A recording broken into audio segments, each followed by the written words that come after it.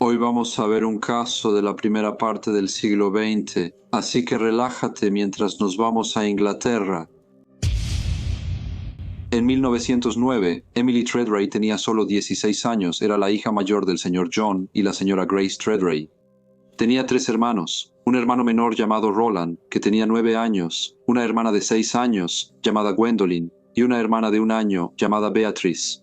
La familia vivía en el condado de Cornualles, en el pueblo de St. Ert, en una pequeña casa de 4 habitaciones.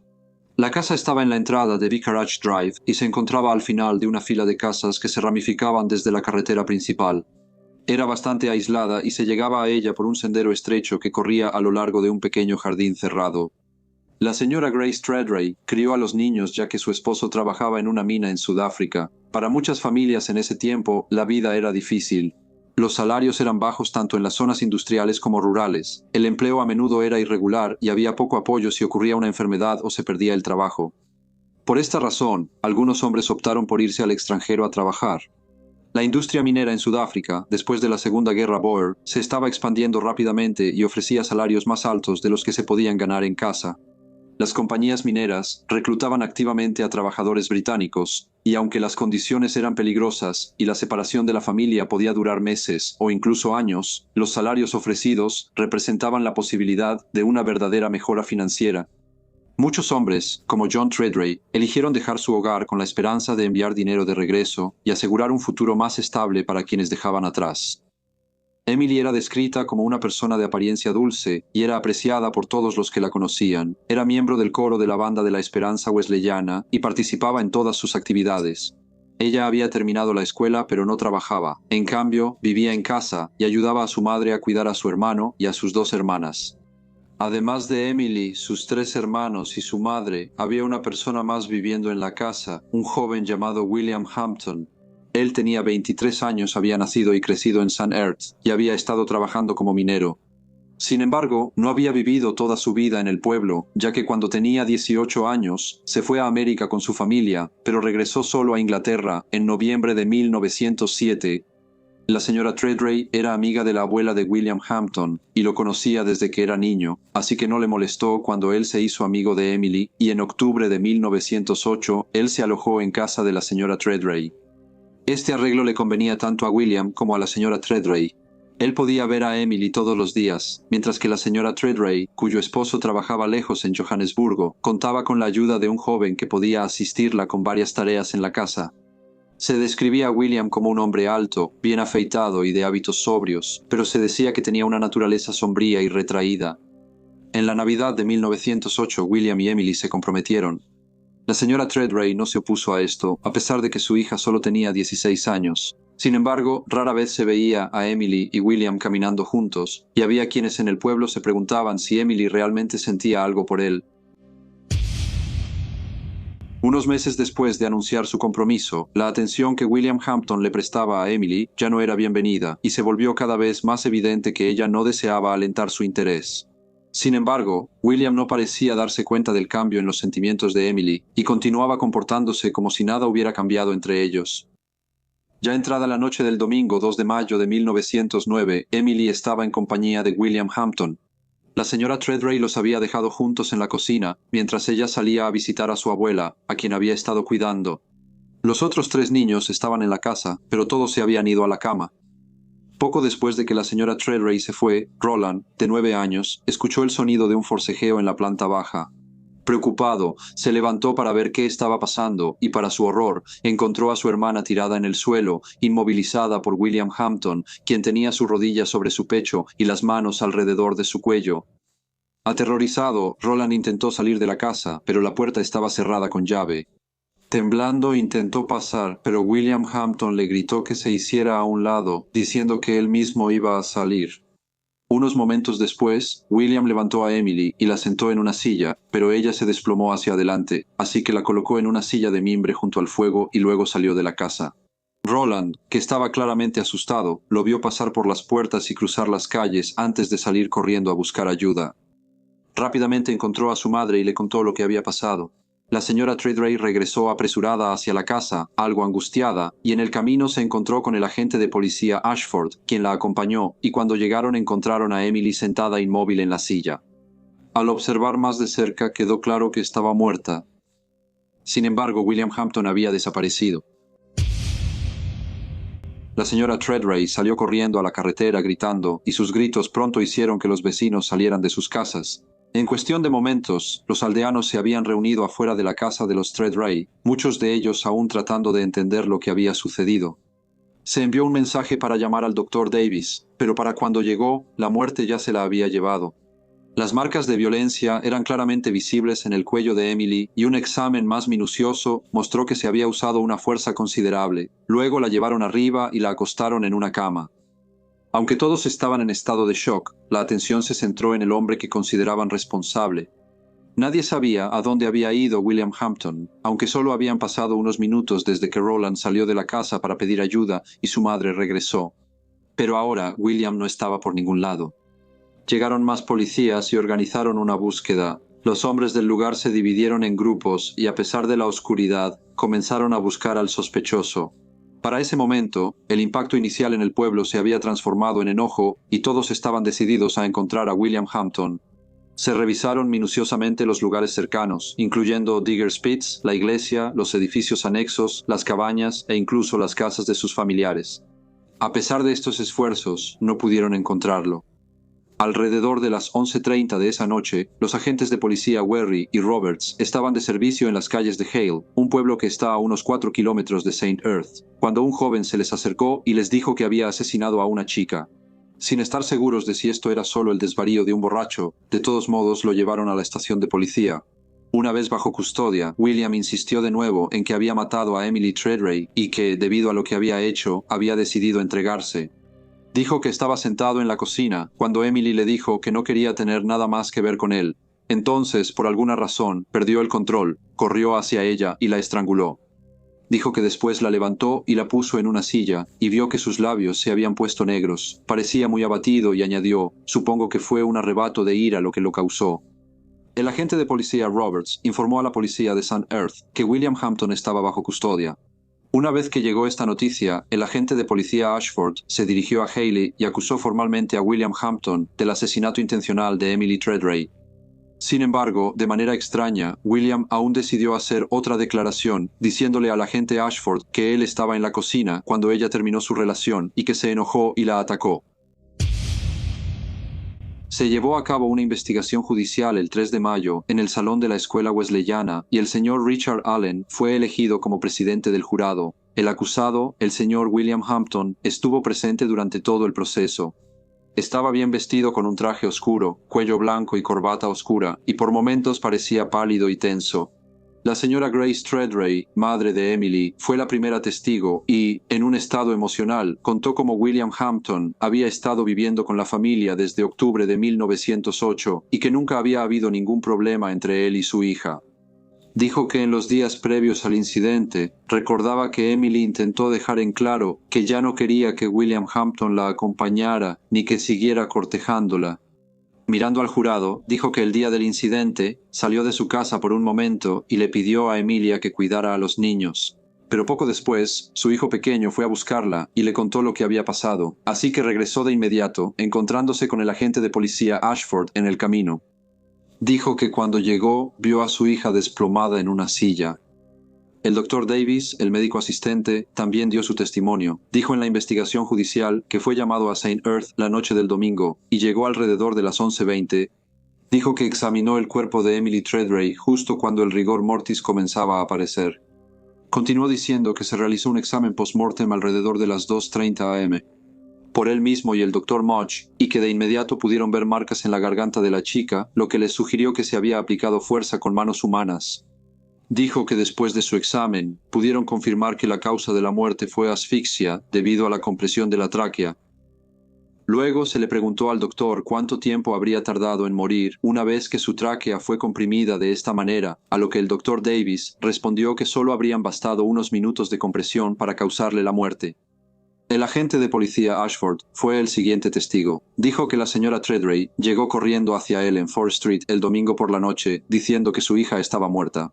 Así que fue a la casa con ella y entró por una puerta lateral donde vio a Emily sentada en una silla cerca de la chimenea. Dijo que la examinó, pero ella no respondía y tenía marcas en el cuello. Agregó que, aunque parecía que no se podía hacer nada por ella, intentó la respiración artificial, pero después de un tiempo concluyó que estaba muerta. Dijo que después de esto revisó la casa, pero William Hampton no estaba allí, así que mandó llamar al Dr. Davis para que viniera de inmediato. Antes de retirarse, declaró ante la investigación judicial que una vez que le informaron que William Hampton había sido arrestado, fue a Hale y lo acusó formalmente de asesinato intencional. Dijo que registró al sospechoso y que entre los objetos encontrados en su poder había un anillo de oro y un dije, los cuales luego fueron identificados como pertenecientes a Emily. Roland Treadray, el hermano de la víctima, fue el siguiente en declarar. Dijo que tenía casi 9 años y que entendía la diferencia entre el bien y el mal. Declaró que después de irse a la cama esa noche, escuchó un ruido, así que bajó a la cocina, donde vio a su hermana en el suelo con William Hampton arrodillado sobre ella, sujetándola y agarrándola del cuello. Dijo que preguntó qué estaba pasando, a lo que William Hampton respondió que ella solo estaba enferma. Luego describió cómo William Hampton había pasado a su hermana del suelo a una silla y luego a una silla de mimbre antes de salir de la casa. Dijo que cuando William Hampton se fue, él corrió a pedir ayuda. El agente de policía Werry, quien había arrestado al acusado, fue el siguiente en dar testimonio. Declaró que William Hampton se le acercó mientras estaba de servicio en Hale y le dijo que había asesinado a una chica en St. Earth. Luego dijo que, cuando estaba bajo custodia, el señor Hampton le dijo que deseaba hacer una declaración y entonces dio el siguiente relato. He estado cortejando a Emily Treadray de St. Earth desde el pasado octubre. Esta noche, mientras estaba en la casa de su madre, ella me dijo que me había dejado y que ya no saldría conmigo. Me sentí furioso. Ella estaba de pie junto a la mesa comiendo un pedazo de pastel y tomando una taza de té. Me levanté de la silla donde estaba sentado y la agarré del cuello con ambas manos y la sostuve. Ambos caímos hacia atrás al suelo y la mantuve ahí hasta que murió. Luego la puse en una silla. Estoy seguro de que estaba muerta porque le salía espuma de la boca. Luego salí corriendo de la casa, me metí en los campos y seguí hasta Hale. Mientras se leía esta declaración, hubo una reacción clara en la corte. Los presentes estaban visiblemente perturbados y comenzaron a surgir murmullos entre el público por los detalles que se estaban relatando. El último testigo fue el acusado, William Hampton. Declaró en la investigación judicial que estaba en la cocina cuando Emily le dijo que no quería tener nada más que ver con él. Dijo que perdió el control, la agarró por el cuello y la hizo caer al suelo, sosteniéndola hasta que dejó de respirar. Dijo que luego la puso en una silla y salió de la casa. Parecía nervioso, pero hablaba con voz clara y dijo que no estaba seguro de a dónde ir, pero finalmente decidió cruzar los campos hacia Hale. Cuando todos los testigos habían sido escuchados, el forense le dijo al jurado que la evidencia era clara para el propósito de la investigación. Dijo que era un evento muy angustiante para un pueblo pequeño y tranquilo como St. Earth, y que naturalmente sería un shock para toda la comunidad. Explicó que William Hampton había admitido ante la policía lo que había hecho, y que no había absolutamente ninguna duda de que él había causado la muerte de la chica. Dijo que la única cuestión era si el acto era asesinato u homicidio involuntario, y que la ley establece que el homicidio ilícito conlleva una presunción de malicia, a menos que se demuestre lo contrario.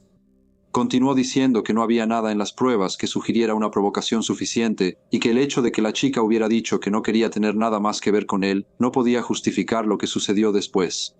Concluyó que la evidencia señalaba claramente un asesinato intencional y que cualquier circunstancia atenuante podría ser considerada más adelante en su juicio. Mirando al jurado, les dijo que su deber era emitir un veredicto de culpabilidad. Después de una breve deliberación, el jurado regresó y declaró que encontraron a William Hampton culpable de asesinato intencional. Luego quedó bajo custodia en espera de su juicio. El funeral de Emily Treadray tuvo lugar el miércoles 5 de mayo y se estimó que más de 1000 personas se alinearon a lo largo del trayecto desde la casa hasta la iglesia del pueblo. Cada casa había bajado sus persianas como muestra de respeto y todos los negocios locales estaban cerrados. Aquellos que no pudieron unirse al cortejo lo observaron en silencio mientras pasaba. El juicio comenzó el jueves 24 de junio de 1909 ante el juez Phillimore. La fiscalía estuvo representada por el señor Asquith y el señor Howard, y la defensa por el señor Seton ante el cargo de asesinato intencional. William Hampton se declaró no culpable. El señor Asquith expuso el caso. Dijo que el acusado era menor de edad y que anteriormente había vivido en Estados Unidos, donde aún tenía familia, pero que había regresado a su pueblo natal de St. Earth en octubre de 1907. Le dijo al tribunal que aproximadamente una semana después de su regreso conoció a la señorita Emily Treadray y se hizo amigo de ella y de su familia. Luego, en octubre de 1908, fue a vivir con ellos, y para la Navidad de 1908 ya se había comprometido con la joven, que entonces tenía 16 años de edad. El señor Asquith dijo que, después de un tiempo, William decidió que sería mejor regresar a Estados Unidos para poder trabajar allí y ahorrar suficiente dinero para volver a Sun Earth y casarse con Emily, y esperaba lograrlo para cuando ella cumpliera 20 años. Agregó que, aunque había estado empleado en la mina, perdió su puesto a principios de año, después de no poder cumplir con el trabajo esperado. También señaló que no había evidencia de un desacuerdo serio entre el prisionero y la joven antes de la noche del asesinato, pero el jurado debe estar consciente de que el prisionero sí tenía el hábito de beber en exceso. Los testigos principales fueron los mismos que habían declarado en la investigación judicial sobre la muerte, y su aparición en la corte siguió casi el mismo orden que antes. A cada uno se le pidió repetir su relato, aunque ahora bajo un examen más minucioso y exigente. Los asuntos que se habían expuesto brevemente en la investigación judicial sobre la muerte se exploraron con mayor profundidad, con los abogados insistiendo en obtener mayor precisión en los horarios, movimientos y conversaciones. Un punto que permaneció sin cambios desde la investigación judicial sobre la muerte fue que la defensa, nuevamente, no llamó a ningún testigo. Cuando se escucharon todas las pruebas, la Fiscalía y la defensa presentaron sus alegatos finales, cada una repasando los testimonios y exponiendo sus argumentos antes de que el jurado se retirara a deliberar su veredicto. El señor Rasquith, por parte de la Fiscalía, declaró que hubo 3 confesiones separadas hechas por el acusado, todas las cuales no dejaban duda de que él había matado a la joven estrangulándola. Dijo que la defensa afirmaba que el crimen se había cometido bajo una provocación repentina, seguida inmediatamente por una pérdida de control, pero este no es el caso, y que ninguna cantidad de provocación podría justificar la muerte de otra persona. Agregó que, en este caso, no hubo tal provocación, y que el acto no fue resultado de un impulso repentino. Dijo que el prisionero había albergado resentimiento hacia la fallecida, ya que ella había decidido no recibir más sus atenciones, así que cuando estuvieron solos, él la asesinó. El señor Sutter entonces se dirigió al jurado en representación de la defensa, les pidió que no se dejaran influenciar por lo que describió como la poderosa retórica del señor Asquith. Concedió que no había duda de que William Hampton había causado la muerte de la joven, pero dijo que la pregunta crucial era si lo había hecho con intención deliberada, lo cual, según él, la evidencia demostraba que no, y por lo tanto, argumentó que el veredicto correcto era homicidio. Cuando el juez resumió el caso, indicó al jurado que determinara si el delito equivalía a asesinato o si podía reducirse correctamente a homicidio. Dejó en claro que solo una provocación física grave e inmediata podría justificar tal reducción y que nada de esa naturaleza se había establecido en este caso. Afirmó que, aunque cualquier supuesta provocación podría ofrecer contexto para el acto, no podía justificarlo. Esto, enfatizó, no fue un acto repentino ni impulsivo. Concluyó recordando al jurado que la decisión recaía completamente en ellos y que no debían dudar en emitir un veredicto de asesinato si consideraban que estaba justificado. El jurado entonces se retiró para considerar los veredictos, y cuando regresaron, el portavoz le dijo al tribunal que encontraron a William Hampton culpable de asesinato, pero recomendaron clemencia. Antes de dictar sentencia, se le preguntó a William si tenía algo que decir, pero no respondió. El juez entonces lo sentenció a muerte. Se presentó una apelación para que la sentencia fuera conmutada.